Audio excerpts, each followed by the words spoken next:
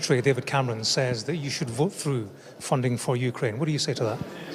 I think he tried to compare us to Hitler also. And if that's the kind of language he wants to use, I really have nothing to say to him. Well, he likened you to an appeaser to Hitler in not voting through funding for Ukraine.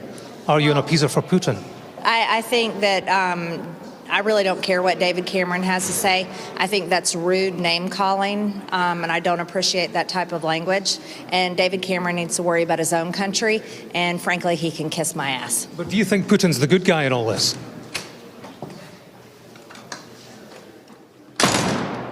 Marjorie Taylor Greene, who worships Donald Trump and mimics his approach to politics by confidently saying things that she's completely wrong about, is turned off by name-calling. Name-calling. Now she says that you're using a nickname based on her given name, Nimrata. You called her Nimbra in a post the other day. Why do you do that? Well, I do that with a lot of people, like Hutchinson. I mean, he was polling at 0 for about 1 year, and I called him, rather than Asa, I called him Ada Hutchinson, and it just felt good to me.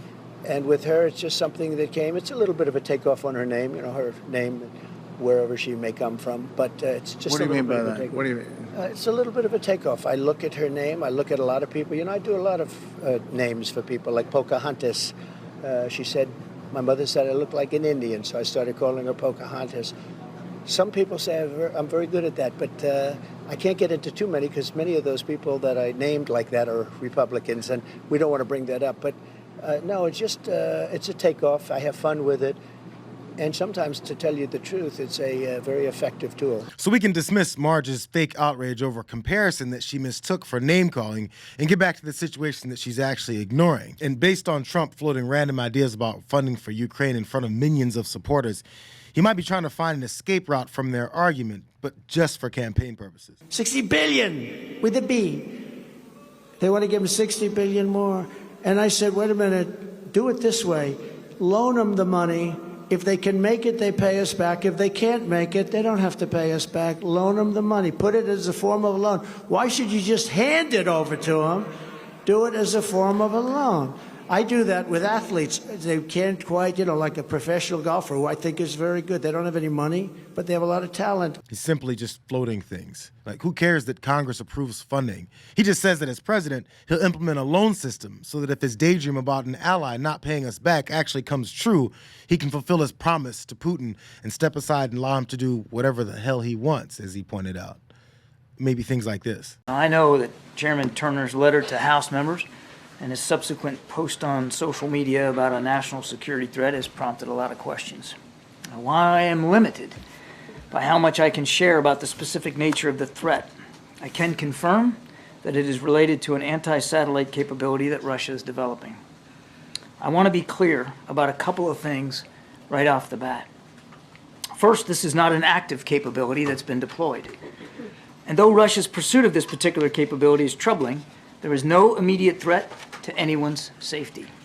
We are not talking about a weapon that can be used to attack human beings or cause physical destruction here on Earth.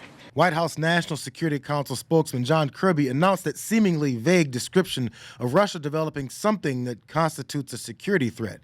It sounded a little weird. And it was vague enough for detractors to see it as a distraction or a scare tactic to get more Republicans on board with funding for Ukraine.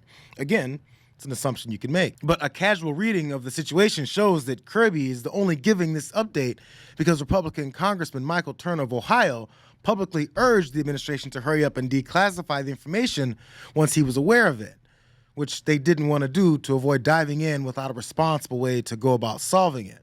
This is from the LA Times. We make decisions about how and when to publicly disclose intelligence in a careful, deliberate, and strategic way, in a way that we choose, is what Kirby said. We're not going to be knocked off that process, regardless of what, in this particular case, has found its way into the public domain. I can assure you that we will continue to keep members of Congress, as well as our international partners, and all of you and the American people, as fully informed as possible. Election season now has political games being played with classified information regarding Russian capabilities, and it only gives more opportunities for Democrats to point out that Trump world's plan isn't to only stall bills on the border for a chaotic election, but also to keep Ukraine in play for Putin. The Democrats and the Republicans in the Senate got together And miraculously, after decades of lethargy and indifference and sandbagging and sabotage, arrived at a border compromise package. And then the fourth branch of government, Donald Trump, acting with the fifth branch of government, Vladimir Putin, blew up the whole package. Why? Because Donald Trump doesn't want a border solution. He wants a border problem to run on. And of course, Vladimir Putin doesn't want $60 billion going to President Zelensky and the people of Ukraine trying to defend their land and their people and their institutions. And so they just wrecked the whole thing.